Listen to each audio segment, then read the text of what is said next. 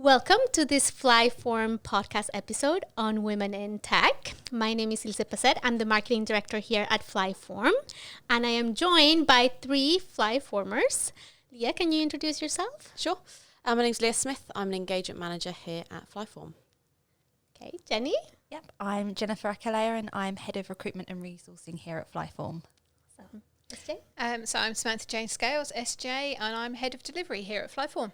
Okay, welcome, ladies. Thank you for taking time off from your busy days to be here talking to me.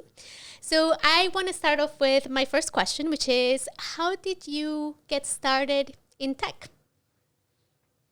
So I started off actually in what was quite a conventional route back in the day. So I'm an accountant by qualification.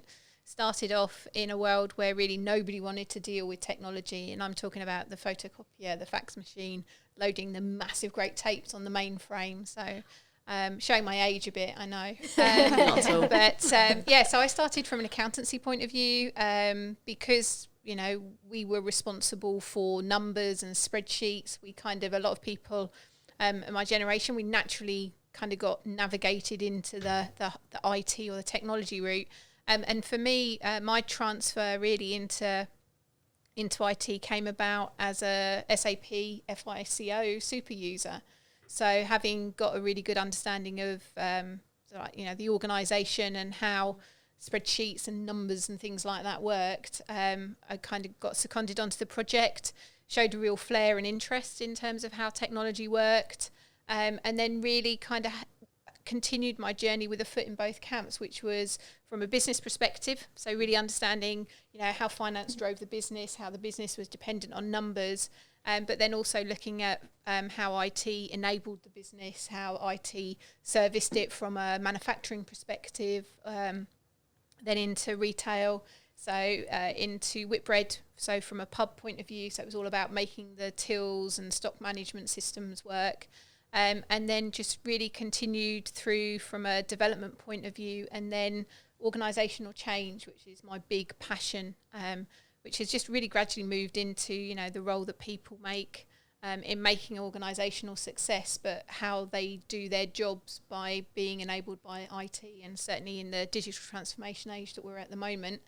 You know, I kind of took what seems to have been quite a conventional route, but you know, I don't think I've ever lost that piece where I still represent the business, even in technology and technology in the business. Yeah. And I find it very fascinating that you jumped from sort of accounting and now you're doing a very customer-facing, different type of role, right? Yeah, I mean, it's an interesting pathway from that point of view, but I think because I've always had that business operation focus, never really shied away from having to be involved in the conversations, whether it be from an operational perspective around finance and, you know, talking to customers about paying their bills, or talking to suppliers about why we weren't paying as. You know, there was always that kind of people element, and I like to talk. So I've been told. So you're in the right place. I'm in the right place. I think I'm in the right place. Awesome, thank you. How about you, Leah? What was your first introduction into the tech world? Slightly less conventional than SJ's. I went from university, I did a degree in drama, so unrelated to IT and tech. In that degree, I studied project management stage management as part of my degree. So I shied away from acting after my first year, and then ended up doing stage management, which was herding cats, basically. So there's a similar role, very similar role. No change there then. No change, still herding drama cats. And herding cats. Exactly that. Yeah, sticking to time limits. Yeah. So that was really good fun. I really did enjoy that. But then I did understand that there was virtually no money to be had within theatre, and also the long hours and working from sort of 10 o'clock in the morning till wrapping up at midnight wasn't something that I was interested in. And also you're in a black box all day. You don't really get to be outside. And if you are in a travelling theatre company, that's probably even worse money. So I cut my losses there and realised that the degree was finished with, but I wanted to stay in London. So I then reached out to some recruitment agencies. I had no idea really what I was doing. Coming from a small town in Cornwall, you don't really understand what a recruitment firm is, what I was getting myself into.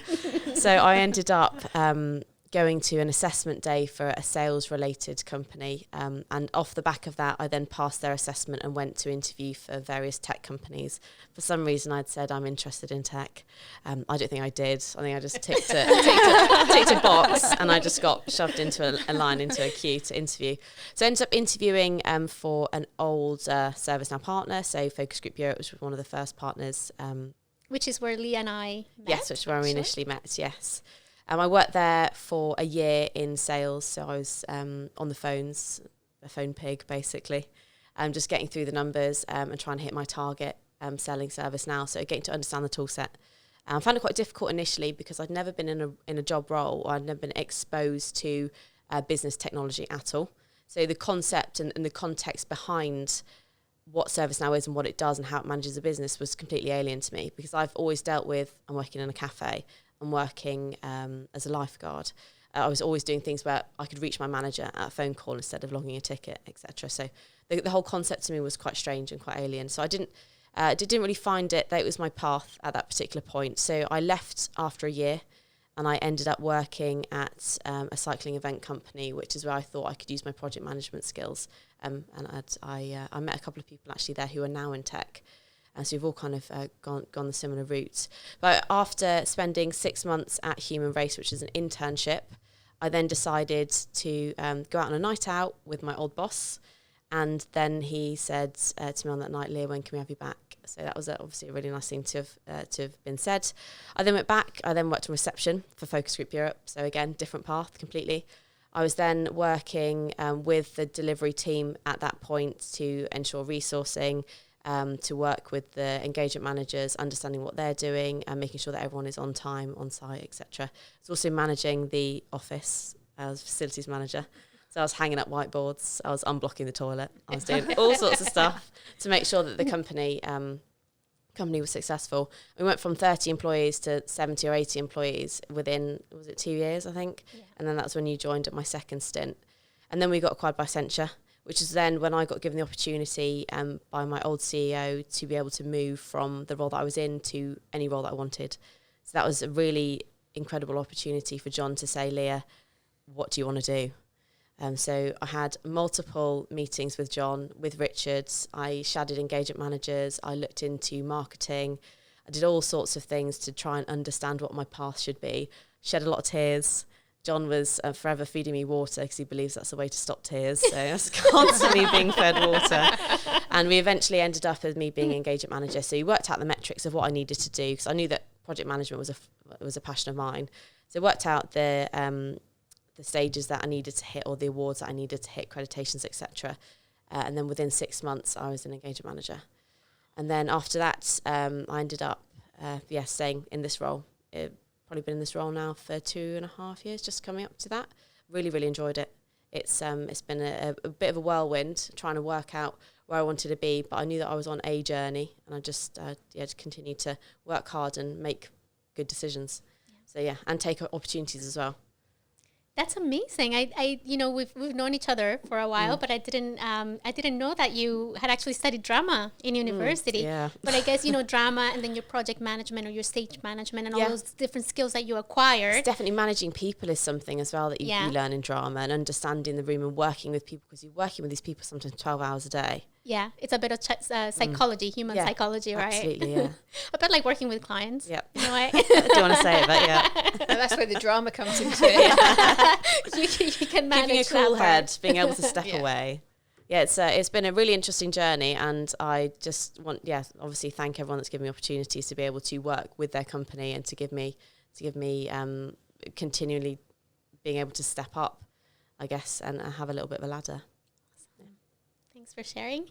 Jenny? Yeah, so I think my introduction to IT is very different to both of yours. So I have worked within HR recruitment and resourcing now for, I think, coming up to 10 years, which makes me feel quite old. I'm feeling really old now because I'm 20 some odd years. So my actual exposure to IT was at a previous partner, so coming up to about 2.5 years ago now. So previously recruited within public and private sector, but never for the IT industry. Mm-hmm. So that was a previous partner, so TESM. And I think and we could probably all agree on this, I didn't realise, one, I didn't actually know much about ServiceNow. I'd really known or heard of ServiceNow. One, how big ServiceNow was. Two, how in demand from a recruitment point of view a number of IT roles are. But I remember some of my first conversations and trying to get my head around of an architect not being an architect of a building, and an architect actually being of a software and all of these things. So and I was similar. like, okay, and terminologies, and kind of nodding along like, yep, no, and doing loads of research like, oh, that's what that is. So really, that was my first exposure into IT, but had been recruiting for a long time previous to that, and working in HR. So around the resourcing piece, had always been involved in people management and how those projects would be looking and how we'd be resourcing those. And they very much sit hand in hand. And since TESM and obviously joining FlyForm, that has just grown and grown and grown. I mean, obviously FlyForm, we are growing rapidly. The recruitment needs are really high, but my experience of IT is very different. I wasn't necessarily looking to work the IT industry from a recruitment point of view. I wouldn't look back now. I love how fast paced it is. I love how challenging it is.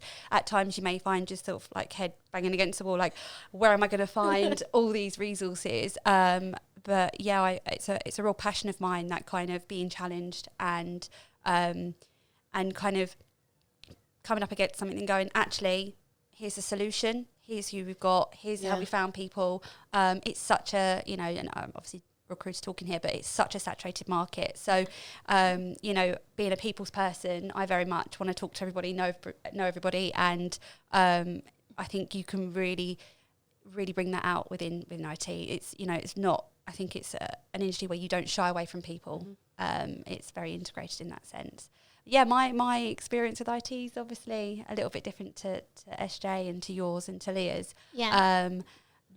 And maybe I also like a little bit of project management with resourcing as well. So I don't know, maybe one day you might see me as a fully-fledged engagement manager. But yeah, no, that's my experience. Thank you for sharing. So for me, I guess it's a little bit different. So I've been doing marketing for also 20 years now. Also dating myself, but I've always been passionate about marketing. It's actually what I studied in university, so I kind of haven't diverged. But for me, marketing is changing all the time, so I've really learned a lot of things throughout the years. And I started in the times of direct marketing, when you used to send like letters in the mail, and that was a big part of my job. And now we're working on podcasts and videos and all these great things. My first 2 jobs were in finance, so I worked in financial services, so it was a little bit different. And then I think about 4 years into my career, then I started working in tech, and I have been working in tech, so software and IT ever since. And I love it. It was also a similar experience to yours as well, where I'm like Googling, every time you learn a new technology, the whole architect or the abbreviations and all of these different things, which I'd never really been kind of exposed to. So it was a very interesting experience. And before working at FlyForm, I was working at another partner where I met Leah as well. And I really loved the platform. I did see the potential of the platform as well, in terms of just how big the market is and just how many problems it actually solves for businesses as well. So I really love that. And for me as a marketer, I have to believe in what I sell, so in what I market as well. So for me, that was very important, and that's how I ended up at FlyForm. So I've been here for about 2 years, no, more than 2 years. I just did 2 years in January, actually. So I'm a veteran of the company, because I think we've been around for like 4 now. Yep. And it's been a really awesome experience. So another question that I wanted to ask you guys was, maybe I'll just share a little bit about my experience to give a little bit of context in terms of the question. So when I started working in IT, I was very often the only woman in the room. And as I started progressing in my career and going into more and more senior roles, that didn't change. And now it's starting to change, and certainly at FlyForm, which we'll get a little bit into. But what was your experience in terms of sort of being a woman in technology, which was not traditionally a woman-dominated industry? So I don't know who wants to jump in and share their experience. I'll go first. I haven't found it any different to any other previous role. So if I go back and think about the jobs I've had before, I think I've made lifeguarding. I was in a male-dominated environment anyway, and I'm set fitness tests, which are exactly the same as men. We're set everything that's exactly the same as men. You have to carry this person. It's a man. They have to carry you. There's an element of you're cut from the same cloth in that respect. Yeah. So I don't think I found the IT industry any different other than what I'd experienced. But I did look around the room last week in a workshop and realise I was the only woman, and I hadn't realised until I looked around, which I think says a lot. So that from my experience, I haven't personally found it limiting or degrading or shocking. It's just been normal. And I think this is a really interesting scenario, because I know Leah and I have got similar backgrounds. So Leah's talked about outdoors activities. So I rode horses professionally from the age of sort of like diddly squat. That not only is it a very adult orientated environment, but also it's quite a male dominated environment. And I wonder, like Leah, I didn't really come across any differences. You know, I've had good managers and bad managers, and some of them have been men and some of them have been women. Yeah. You know, and it's not really differentiated. There isn't, I couldn't say all men are good and all women are bad, or, you know, vice versa. But I do think that maybe my experiences have been influenced purely because of the way I am in a situation rather than the context affecting me. So because I've been brought up in a, you know, male dominated sport, you know, men, women, from an equestrian sport perspective, they're treated equally. You know, you're as good on the day on your merit, not because of your sex. Yeah, you know. exactly that, yeah. I think sport does that across the board anyway. Yeah. Generally. But therefore I think because I've been used to competing, in inverted commas, not just from a sport perspective, but also from a life perspective, I think you come with a bit of a balance that means actually you just see everybody as a competitor, irrespective of whether they're men or women. You know, I have had some really amazing managers, you know, and I go back to Whitbread. You know, I think of Steve Lord and Rob Bridgman and Steve Gunning, the guys that I was the only girl in the development team, you know, and they were just so awesomely supportive. You know, I couldn't have asked for more really good role models to learn from. Did you ever feel that was forced because you were a woman? No.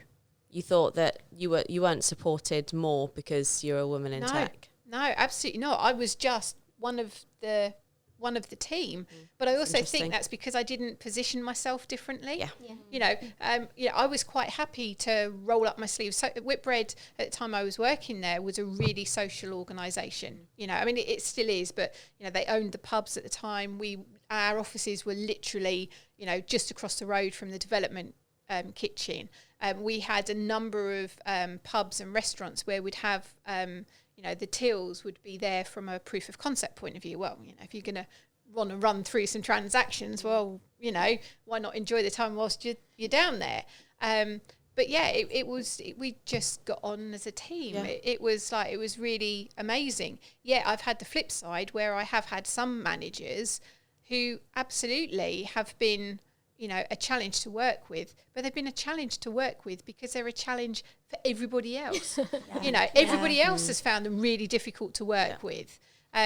So yeah, but I do wonder, because as I say, like Leah, I haven't really come across a scenario where I've gone, actually, that's not gone how I want it, and that's happened because I'm a woman, or, you know, I've been blocked from progression because I'm a woman. Yeah. You know, if something's not worked, it's typically because I haven't been good enough, not because I'm not good enough because I'm a woman. I've typically never found the career, going through your career steps and progressing, I haven't found me being a woman anchoring part of that at all. I have been on some projects where I've thought potentially that customer project manager is short with me because of my gender, but that may have been because of my age as well, because I was 26 at the time, and he's 50 years, has been in IT since... It's a generational thing rather than more of a generational thing than a sexism. gender thing. Yeah. Because if a younger chap had been there, the same age as me, giving him the same answers as me, I'm sure he would have behaved the same. But that I didn't dwell on that at all. That wasn't something that I thought would be a reason for concern.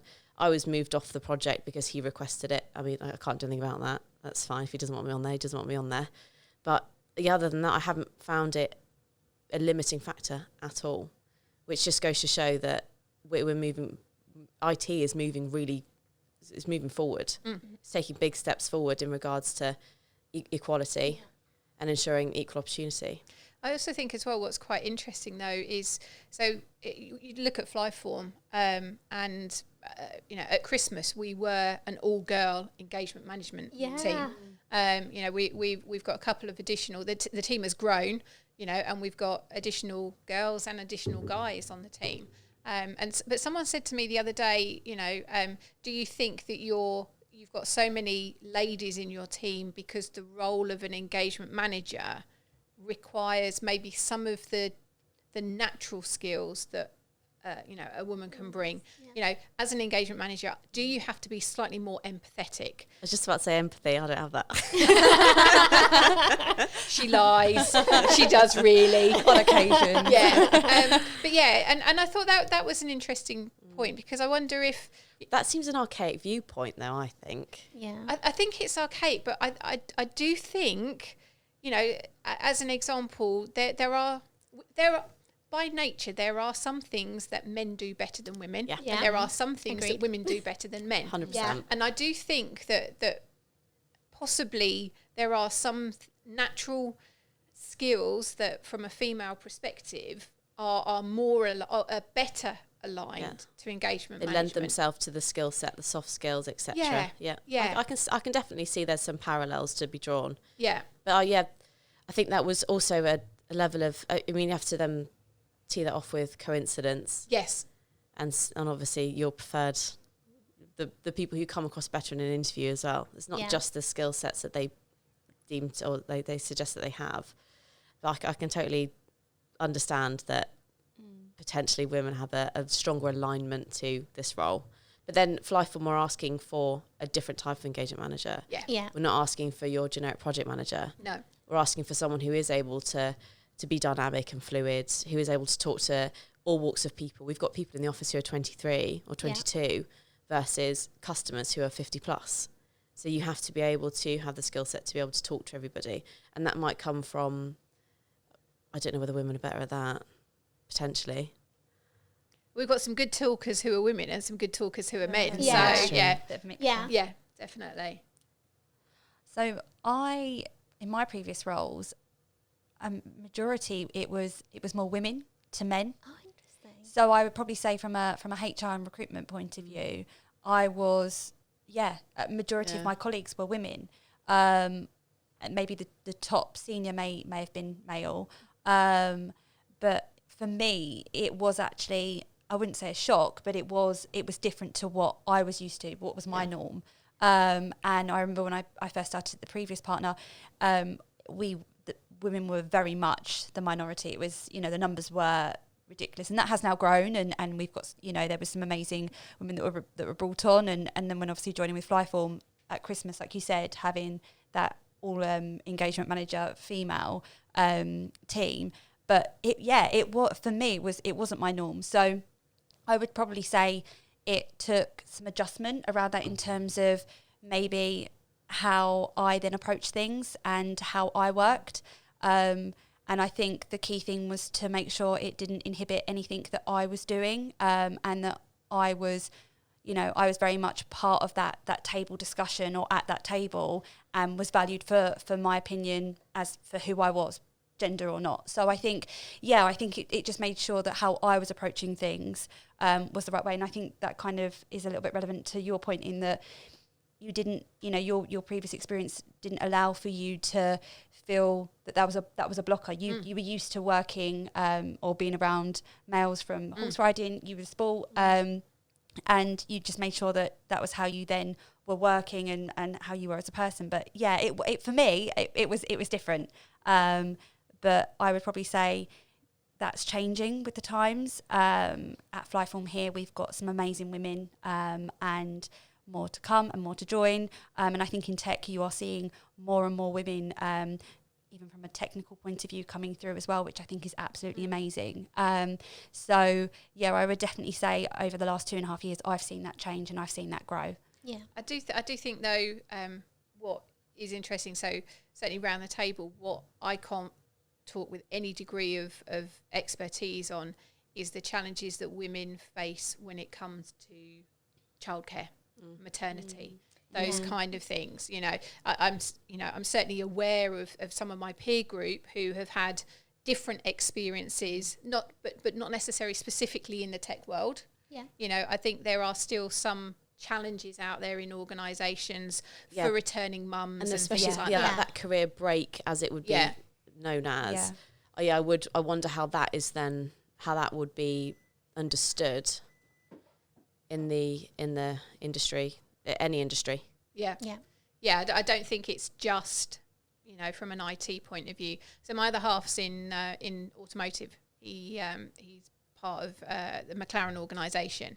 So again, there's some parallels there. I think that he works in a very male orientated organisation. But I look at some of his peer group, some of the guys that he's friends with. There's some awesome women in that organisation. I think Charlotte, who works now out in the Far East, she's like really powering as a really strong woman in sales, in automotive. She was one of the auto car rising stars, I think, women in automotive, and she's doing an awesome job out there, and that's a similar industry that has that male female kind of similar stereotype and similar background of industries. You typically wouldn't have it would be unheard of 10-20 years ago, or it would be minimal percentage of women working in that industry. And we're definitely still seeing a gap, I think. When we look at women CEOs, for example, within the technology company, I think there's 2 or something from where I last heard. So, I see that things are slowly changing, like Jenny was saying. I do feel like during the last maybe 2 or 3 years, there's been more sort of equality in terms of numbers. So that's very positive, and that's certainly something that we work at FlyForm as well. And it's not necessarily the case of just hiring women just to have equal numbers or that type of thing, because for us in our culture it's so important, as everybody knows, to have the right skill set and also the right culture fit. So if we have a man and a woman that's coming for a job, we obviously then will hire the person that fits into the culture and has the best skill set, as maybe Jenny can talk a little bit about. And it's ended up being that our tech team it's a lot of women, and if you come from an industry with that's normal, you wouldn't be surprised. But I was surprised during the Christmas party when we took that picture with the delivery team, and I was like, wow, that's really amazing, and it's great. And it's not to say that we don't have superstar men in our company, because we do, but I think knowing ServiceNow and working in this ecosystem for so many years in my career, I can see that we're different. So we at FlyForm, I think we've still got work to do, because if you look at from an operational perspective, we're a more female heavy setup. When you look at the development team, though, we don't have any lady graduates. We don't have any ladies in our TC. That's a good point. But again, I think that's purely and simply because we're hiring the right people for the job. Not I certainly wouldn't want to be given a job just because of my gender. So again, I think it's just something as a young business, we've grown and taken the right people on. But if I don't think we can, and I don't think we do hold ourselves up as the perfect example. It's difficult to try and hit a quota without trying to hit the quota. And we don't really have a quota, do we, Jenny? And I was going to say, and around like the tech side of things, so from a technical consultant, if I was to say the amount of CVs that I see that from a senior TC or a TC point of view at this moment in time, and probably over the last couple of years, it's predominantly male. It is predominantly male. And you are seeing female graduates coming up. I think, it's a generational thing as well. I think if I look back when I went to school and my IT lessons and my understanding of IT is nothing compared I didn't have IT lessons at my generation. My IT lesson was everyone got in a room, we had a computer, but we'd probably just all be chatting, if most be on MSN Messenger. Like that was my PowerPoint presentation. Like literally IT. And then, so there's some great things coming through in terms of education and things going on in schools, which is then pushing through this generation of people who are, you know, social media. It is all about tech. So I do think you will start to see more female developers coming at a stage. But if I was to say at the moment, yes, it is definitely the right fit for the role, but from in that space, I'm still yet to see as many females, maybe from a process point of view and from a delivery point of view. Yeah. And that's a big thing that I think everybody in the ecosystem service now, all the partners are working with on. It's encouraging young women to actually go into IT, because I think a lot of them were not necessarily stopping themselves, but they didn't necessarily see themselves in an IT role. They didn't necessarily see themselves coding. There were better jobs that they wanted. Exactly. So if they prioritise, they go around the recruitment fairs, or they go... Well, if I think back to college, and when you're trying to, or back to school when you're age 15, and you're trying to understand what GCSEs you want to choose, at no point was IT ever a career option. Yeah. When I was back in school, it was things that were traditional jobs, nursing. I mean, we had hairdressers come in. Yeah. Hairdressers, beauticians. Yeah. We had people at PE teachers. You only know what you're exposed to. Yeah. And then when I went to college as well, and that was at the time I wanted to be a vet. Then I went to college, and then again, nothing else other than your typical jobs that you read about or you understand when you're younger, or you know your parents' friends have those roles, firemen, all sorts of things like that. Not at one point did anyone say to me, you can actually just go, you can get sucked up into a large business that has an offering, a marketing offering, but inside of that business there's a whole team of operations and there's multiple stems on that. No one ever explained that to me when I was growing up. So then obviously that your career opportunities, 60% of them don't exist because no one said anything about them. So you only see the roles that you pass by during the day. And I find that so disappointing if I look back, and I hope that it's changed now, and I wonder if it has. I think that's a really valid point, because I think we're sat here talking about what's going on and we're projecting what we aspire and hope will be happening in schools. But if I take the experience of my nephew, so he's now sort of like 22, but I don't, even when he was going through that career piece, I don't recall an awful lot in the STEM arena kind of going through that, and I think it's not so much what would I tell the 15-year-old me, but like what do I wish that I could be telling the 15-year or the 13-year-olds now. I would love to get out there and talk more about stuff. I've been really lucky. I did my MBA. I didn't have a normal education path, in as much as I left school after my GCSEs. My mum had breast cancer. So for me, I only went back to school and did an MBA in 2012. So I had a number of years between one and the other. And I'm really lucky that I'm now going back and I lecture on strategy and strategic execution back at Kingston University. And I look at some of the young guys who are coming and doing their MBAs, maybe straight out of a degree rather than the exec route that I did. And some of them are even at that level still don't get or all genders, not just women in IT. All genders, they don't really understand the role of IT in a business, let alone then the I find jobs that really get off it. disappointing. Really Really disappointing. And if I look now, obviously we've got someone here at the moment who is work experience. I haven't been introduced to her just yet, but I do know she's on work experience. And that's such a strange concept, because this wouldn't be your typical work experience. I find it extremely disappointing that growing up in Cornwall, the wider world wasn't involved in any type of career decision. We had local businesses and companies come to the recruitment fairs, or whatever they're called, job fairs.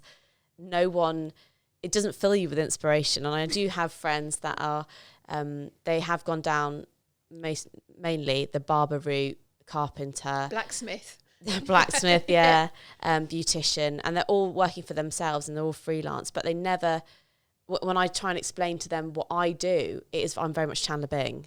No one ever really knows what I do. No one ever knows what I do. And there's no point in me explaining it to them, because I'm just doing a job at the end of the day, and it doesn't define me or anything like that. And I'd rather not talk about it, and I'd rather talk about them and what they're up to in their lives.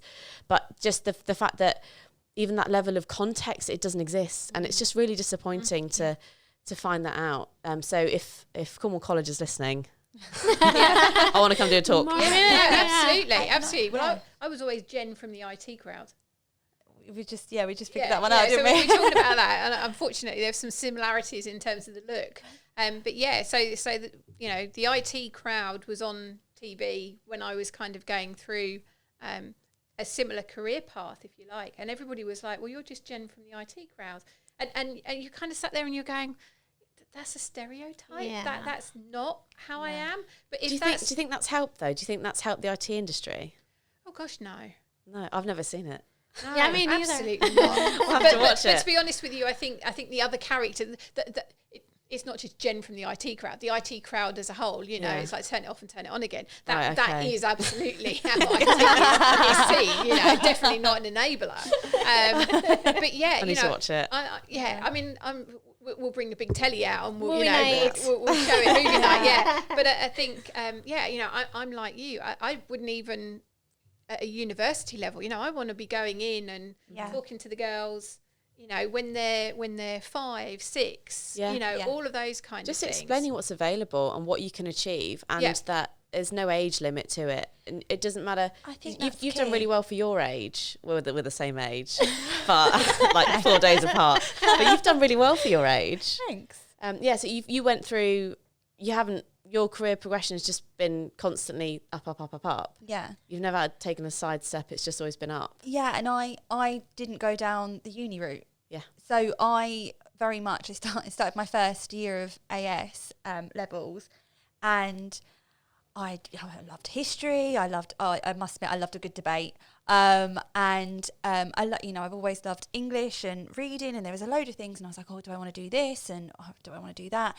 And I just sat down, and I just remember this overwhelming pressure of school, and you've got to decide, you've got to be thinking about what you want to do at university, you need to pick your choices. And I just thought, I don't really know, and I have a passion for this, and I really like law, and do I want to be a barrister, and all of this stuff. So I kind of made a pact with my mum at the time that I was like, look, I need to figure out what I want to do, and I don't know what that looks like. So if I can go away and get what we both agree is a good job within the 6 weeks holiday, can I postpone finishing my A-levels? Can I postpone university? And I just want to explore.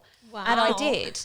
And it was in recruitment. It was recruiting staffing nurse. And it just kind of threw me in, and I thought, right, let's see where we go with this. And haven't really looked back. And I'm not saying that university isn't great, and I'm not saying, but I think there is so much pressure on young people from a young age, not just from when you're doing your AS levels or in high school. I think even in primary school, you're kind of thinking, right, what do I want to do? And you're not well informed. People always ask you, what do you want to do when you grow up? When you grow up. Yeah. And if you've got someone, I still get asked that, and I still don't know. And if you've got someone in your family that's, that maybe pressures for you to go down a certain career path, or you really look up to someone, you think, I want to be like them from a young age. So that kind of makes you think that you want to do that.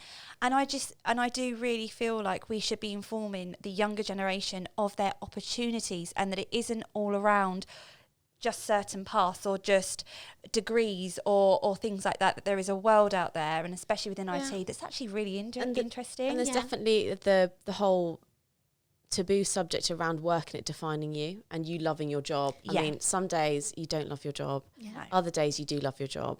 But going from loving theatre and being in a project management role there, to loving cycling and doing a project management role there, the common ground, the common element was project management. So I don't think it matters whatever sphere I'm in, whether I'm in construction, whether I'm looking at housing, architecture, wouldn't matter.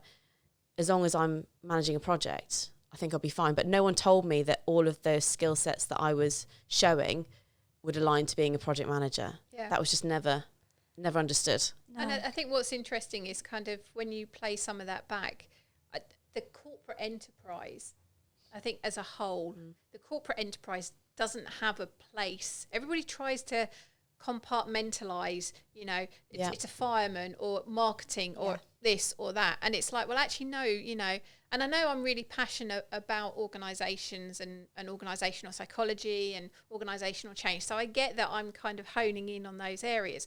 But, businesses as a whole are an ecosystem.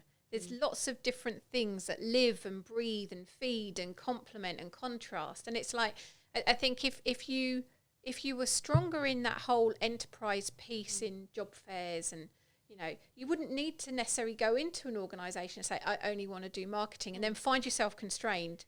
I think IT then would have a stronger position because it can then be seen as an enabler. Just purely exposure would do it some good. Yeah. But even if you kind of, you looked at the whole organisation and said, well, okay, digital transformation. So that can occur in the HR space. It can occur in the finance space. So digital transformation isn't just the privilege of IT. IT actually is kind of further down that journey. Because if you don't have a process, and I know we talk about this with our clients, if you don't have a process, how can you tell the computers what to do? So it's not that we're in the whole, the world of Terminator and the computers are going to rule and they're going to tell us what to do. It's really simple. And someone once said to me as well, the concept of every company is an IT company, but they offer a different service. Every company now has IT at its core. So why wouldn't you want to work in IT? Part of the value chain. Because you can go into any company. You can advise young companies. You can go into a larger company. You can consult for companies.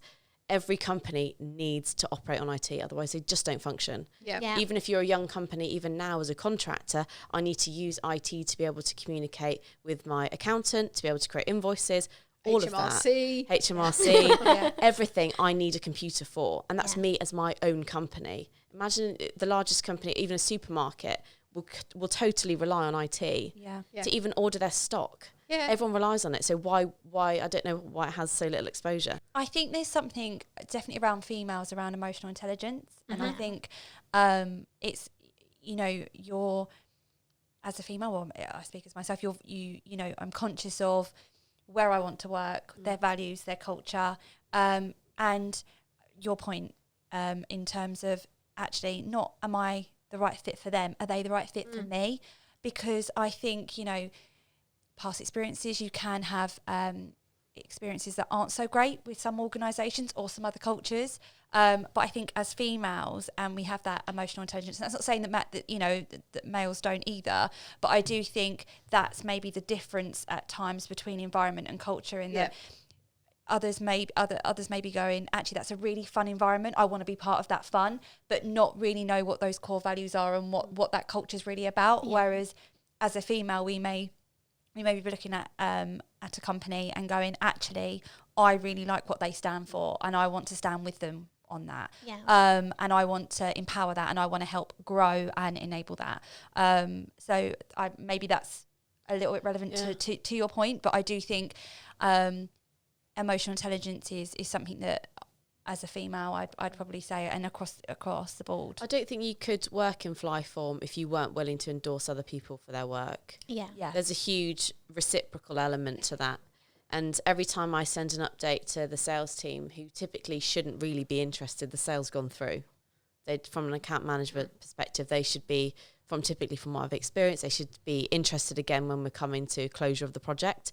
But every time I send an update, I get really good feedback. Yeah. And that's just so nice to have. And like you said, Ilse, I didn't realise I was missing it until you get it. Yeah.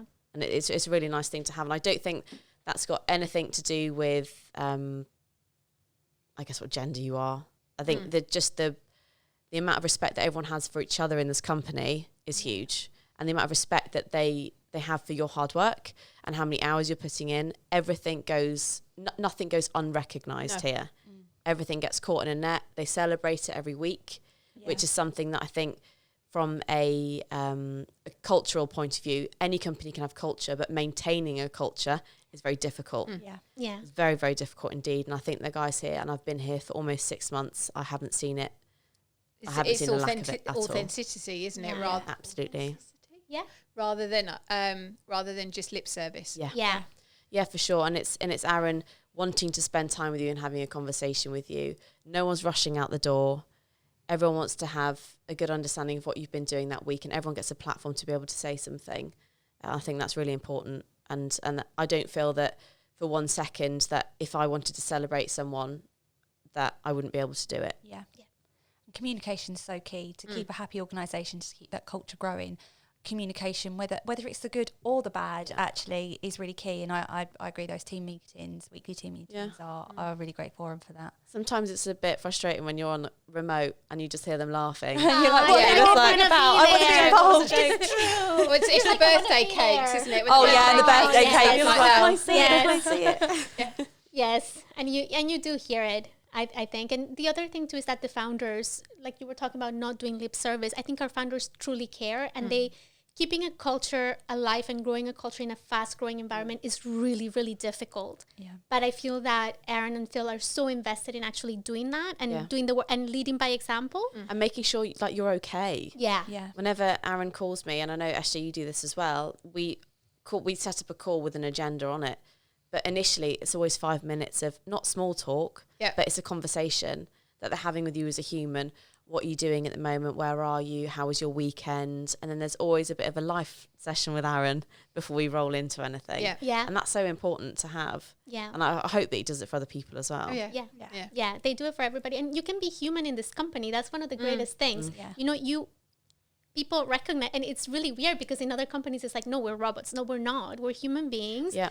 And you're allowed to be vulnerable. You're allowed to have an issue because everybody has them in every company, no matter how great they look from the outside. And you can come to your manager and say, you know, this happened to me. I had a family emergency, or I'm feeling this way, or, you know, can you help me out? And, you know, the minimum they will do is they give you the space to actually solve it. And you know, in other cases, they'll step in and, you know, they'll hold your hand and help you. That culture and that whole feel is definitely projected onto our clients as well. So we don't typically have any clients that are bullish or asking us for above and beyond, because that could be quite intimidating, especially as a female, if someone's on at you constantly and you've got, there's something personal that you don't want to discuss, you don't want to bring up.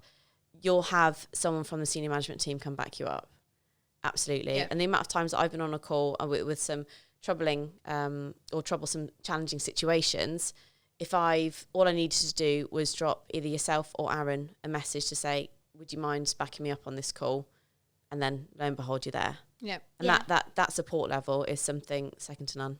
And also we're always doing the best for the client too, right? And I do feel, I don't work directly with clients, but I do feel like that's what we do. We're always telling them what is the best way to do things at the best price. It's consulting. It's actual consulting as opposed to taking money for a different rate. Exactly. So when you're going to your manager and saying, back me up, you already know you're doing the right thing. So that makes it a lot easier because you're making that decision based on the values of the company, but then you're also having somebody else, which always helps. Yeah, I mean, from a manager's perspective, just, you know, with the shoe on the other foot for a moment, you know, we hire people who are there to, you know, come up with solutions. They're not just going to bring us problems, they're going to come up with solutions. So, you know, I can't think of a scenario where I haven't been on a call to support someone where it wouldn't have mattered whether I was on the call or not. The end result has not been anything different, but, you know, it's often been there because, again, you talked about communication being key. It's key for our customers as well. Sometimes it's just giving an alternate viewpoint. Sometimes it's just presenting exactly the same message in a slightly different way, but because you're independent and you haven't got your nose in front of the issue, you can actually kind of almost pull someone away from it just for long enough for them to kind of smell the coffee and go, actually your point of view, I understand it, you know, and you know, you can alter that's a great different that approach. you recognise that, as opposed to saying, Leah, you should be able to sort it out yourself. Yeah. But you just recognising a 30-minute conversation is going to make me think differently, and then therefore, there's a solution. And I would say, like, and on the flip side, sorry, Ashley, it was actually not micromanaging as well, actually giving you the platform. I don't have the time to micromanage. No, there's no time here. You know, and that's a big part of our culture in that actually you have the platform to voice what your solution is and to come together and not go, well, I hear your point, but actually you're going to do it this way and I'm going to micromanage you throughout all of that. And it isn't, that's not how we manage here, and that isn't part of our culture. No. Yeah. And that's huge in development of of confidence within your ability. Yeah. So as anyone in their career, if they get slightly hit back, SJ asking questions which would tee me up to get to the answer myself is something which is far more valuable than you suggesting, oh, maybe you should do it upside down, inside out. Yeah. To what I've just thought of. Yeah. And that's that level of support and coaching, as it were, is Yeah. something that is invaluable. And I think that you guys do it really well here. I'm interested, if I may, for a moment, from a female perspective, given everything that we've said, irrespective of it being IT or not, as women, do you feel that naturally we encounter different challenges in our careers because of our gender? That you know, having an organisation like FlyForm versus maybe some of the other organisations we've worked for has actually given us some freedom or some flexibility or some relaxation. So I guess, you know, women and men are different, you know, in certain areas. We've already talked about, you know, career breaks for mums and things like that. You know, are there things that we go through our lives differently from a male perspective that actually FlyForm's enabled you to do things differently? Yeah, I'd say that flexibility and you know, you really feel no matter, and I think we touched on this earlier, what gender, what your position is, and who you are, that your voice is heard. Your voice is really, really heard. Which at previous companies, I've sometimes felt that I could be almost shouting. I know I wouldn't shout, but you know, and sometimes you're preempting things or things like that, and it almost falls on deaf ears, and it's probably more to do with the fact that, and I do hate to say it, but because of being a female, and you know, I definitely think at FlyForm here, it's you as a person. As you know, it's not you as a gender, it's not you at a level, it's not you whether you have a disability or not, it's you as a person, and that's who you are at work. I what frustrates me, I think, is when I look at some of, you know, my friends, and you know, we're all getting to certain ages where you know, where female health is so important. Yeah. You know, we're not machines. We can't control what's going, you know, what are normal, you know, swings and roundabouts of nature. Yeah. And I think there are so many organisations out there who could do more. That's the thing for me. And I think, you know, female health as well as male health, female well-being as well as male well-being, there are differences, you know, that absolutely I acknowledge and respect.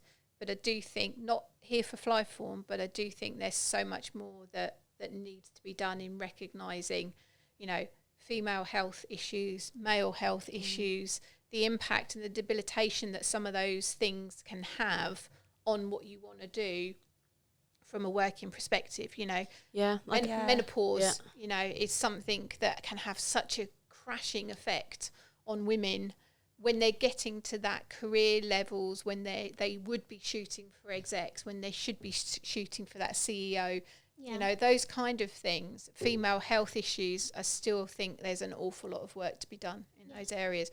What do you guys think? Yeah, and I think I'd even agree from just even as at a younger age as well. You know, that there'll be days at certain periods of the month where you are just like, I am not on my A game today, and there's reasons for that. And sometimes, I think we've had a conversation previously, it's around, you know, if you report into a male as opposed to a female, and it's nothing on the gender, it's just sometimes you might feel a little bit more uncomfortable having a certain conversation with a certain gender, and I think actually, and I think it goes for both male and female. I think a male would also feel uncomfortable in some situations, and I think that there's so much more in the workspace that we could probably have an understanding, and I think it starts at a younger age as well. I think the younger generation, I think it's breaking that taboo. Yes, that's the word, breaking that taboo, because everyone, male and female, go through things throughout their lives. We all go through things, so it shouldn't be something we should be ashamed of or feel like we can't talk about, or feel like you have to work through it. There's alone. There's no reason as to why you can't feel uncomfortable at certain times, put your laptop away for a small bit, and then open your laptop again later. I mean, I've never, as long as my work gets done, there's never usually a problem. That's something that's, I think, quite unique to the IT industry, and especially from consulting. Yes. Yeah. As long as you get the work done by a certain amount of time, you're allowed to be flexible and have your life as you would like it. Yeah. Obviously, unless you've got really demanding projects, that's slightly different. Yeah. But you're allowed to, as a woman, I like to get my nails done. I'm allowed to shut my laptop at 4:45, and if I need to reopen it later, I can open it at 7 o'clock once I've had and my nobody's appointment. coming and saying, Leah, you were not No there one's doing that. between No. 5:20 and 5:35. Yeah. You know, so Exactly. And that flexibility and that trust that FlyForm has in its staff is again invaluable, and it makes you feel again empowered. Yeah. Totally empowered. And I agree with you guys. I know we were talking about sort of like health and stuff, but I had one situation that happened to me. My grandfather passed away last year in October. And it was a very new experience for me because we had Now at Work coming up, which is a big marketing event that we have. And it was very shocking. It was not really something that was expected. I had to travel to Colombia last minute to do that. It's pretty far away. It's about 10 hours flying. And, you know, I was there and it hit me really hard. It's the first time that I've actually had anybody in my family pass away. It was a pretty new experience for me. And the team just stepped up. So Adam, who's our sales director, stepped up. Phil stepped up. Everybody stepped up. You know, the days that I couldn't literally work because I was at the funeral or whatever, you know, they helped out. And I came back and I took over things after that, but they did most of the heavy pulling because I wasn't able to do it. So instead of that being, you know, something that hindered me in any sense, you know, they kind of pulled together and helped me out. And I know that I have done that for other people who had family emergencies or things like that. And it's what we're talking about, being human, right? Yeah. Yeah. Like, you know, somebody dying, that's outside of your control, right? Yeah. And they just made that experience. It was still a hard experience, but knowing that they were supporting me and sending me messages and being like, you know, I hope everything's okay. Don't worry about things here for now. And I would just jump in when I was needed. And then when I came back, you know, it wasn't a huge emergency. That was, for me, that was very touching. And that's when I realized I'm in completely the right place, even though I realized it before. But that's for me, when I think about FlyForm, that's what I think about. That's you know, the fact that we help each other and all of that. And it's not just something that we say to hire new people. It's something that we it's do, the core right? values. Yeah. Anything goes wrong or anything's going on, personal Even Jenny, if your circumstances. train's late, or even like we had to reschedule this an hour Yeah. later, It's not a big deal. fine, yeah. Yeah. no one's cursing anyone.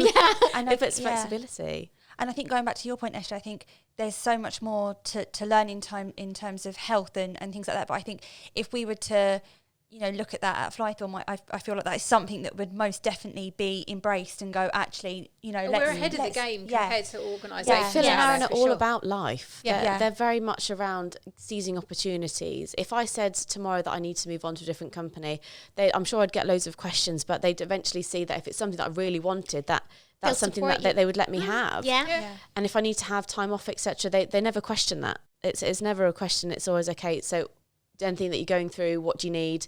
Phil's first question, Aaron's first question is always, what do you need? Yeah. And that goes both ways, right? Because when the company needs something, that's how I feel. We're there straight I'm away. like, whatever you need, I'm here. You know, like even if it's something beyond, like you guys are here in a podcast. This is not your regular job. I know it's not easy for everybody to kind of be, you know, on camera and stuff like that. But you know, that's how I feel from my point of view. I'm like, you need anything, I'm jumping there, because it goes both ways, right? It's a win-win situation, and that's how I feel things are at FlyForm. Yeah, it's an interesting one. So, you know, taking podcasts as an example, we talked about, mental well-being and things like that. There's nothing more soul-destroying to someone who's not particularly comfortable in their body image to kind of sit and then come and do a podcast and have it filmed, and, you know, if you don't like the way you sound and stuff like that. But, you know, there's things that because we provide that comfort zone, you know, there's people in the team where, you know, I'm pushing myself to do video conferencing on a more regular basis without having to have, you know, 3 makeup artists on standby and all the rest of it. Everything. I'm not you know. there yet. But, you know, there's people in the organisation who have said, you actually, you know, I feel safe enough to put my video on more regularly.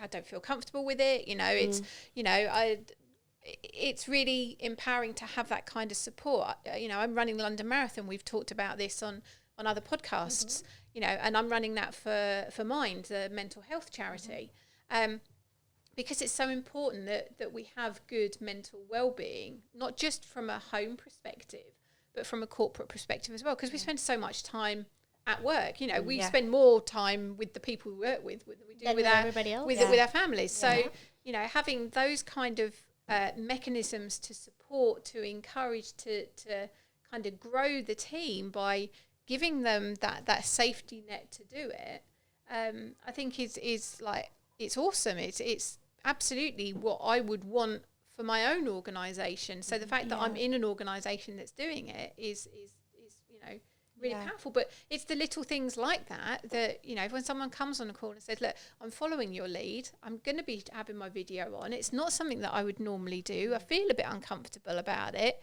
and let's talk about, you know, what mind and mental well-being for other podcasts that I'm going to be doing to support my charity running. You know, it kind of like, okay, well, I might have been the catalyst for that, but I'm only able to do that because of the support that I've got from the organisation as well. Yeah, it's like being able to put yourself out of your comfort zone, but within a safe environment. Yeah. It's the most bizarre thing almost, but you just feel safe. Like, this is a little bit out of the norm for me. But I really recognise what you're saying in terms of videos and for your marathons and everything like that. It's pushing your boundaries, but you don't kind of feel like, oh, if I take that next step, I'm just going to fall off a cliff. Yeah, you're not going to be attacked by it. I did. Someone's got a rope on your back. They might not have a trampoline out the front. They're going to let you encounter the fear and trepidation, but they've got your back. Yeah. It's amazing. No, like it's I had great. a project. This obviously won't make the cut. I had a project that didn't go live. So the only reason I'm here is to make a project go live, and no one's called me out on it and been like, Leah, that was a waste of our time, waste of this, waste of that. No, we're working towards the next phase when hopefully they will go live. But that's the whole. I wouldn't have been able to sit there without everyone else's support, without feeling hugely embarrassed by I'm here for one reason, to get a project to go live, and I couldn't even do it. But no one has suggested for 1 second that that's the case. And that's really nice to have that, because it shouldn't happen. Okay, so as we're closing off, do you ladies have any final thoughts about the conversation we've had? I think for me, you know, I think IT is a great place to be at the moment. You know, I think there's so much opportunity out there. I think for me, you know, I think there's still an awful lot of work to kind of reach the younger generation. I sound really old, but to reach the youth of today, and maybe that's part of the problem. Maybe actually I'm sat here going, that's really tough and it sounds really generational. Actually, maybe I'm part of the problem. Maybe actually I shouldn't think like that. Maybe it is just about how do we get this awesome business that we're in out to anybody that's interested, whether they're an ex-service personnel, whether they're someone that's leaving school, whether it's someone who wants a massive career change. Yeah, I think the doors for IT have opened up and they've widened. We're double doors now. We're not just going from an educational standpoint. With a key that's this big round your neck and only one person's got it. It's so dynamic now that anyone can fall into the industry as long as the person falling into it has an open mind and has a good understanding of IT generally as a whole. There's so many different avenues that individual can explore. The doors are open. Yeah, there will be people that IT is not for them. Yeah. You know, and there will be people who might get frustrated because they want to do IT, but they're not for IT. But that's just fate saying there's something better out there for you somewhere else. But yes, I think it's how do we get into the Cornwall universities? How do we get into those other areas and let them know about what's going on? And how do we get into not just the new people, but the people that are out there who might be looking for that support, who might be wanting to make that career change, or, you know, they're coming out of a situation, you know, maybe an ex-service personnel who is looking for that change. A sideways step. Yeah, absolutely. But even finding, just bringing it back to women in tech, but a female gamer out there who absolutely loves her games and has no idea that there's this whole tech space and coding that she could probably absolutely thrive in. So I think we should, as much exposure as we possibly can, tap up everybody. Yes, absolutely. Yeah. Well, thank you so much, ladies, for taking Thank the time you. to talk to me. I really, really enjoyed hearing about your past experiences and how diverse and how we've all come from different places and we've all had different experiences, because I think sometimes we only look at our own experience and we kind of paint that with a broad stroke and we say, oh, all women have had this experience or all women have had that experience. But, you know, we've shown today that I think we've all come from different paths and we all ended up at FlyForm, which is an awesome organization. I'm going to say that from the feedback that we all got. But yeah, thank you. Thank you. Thank you. Thanks.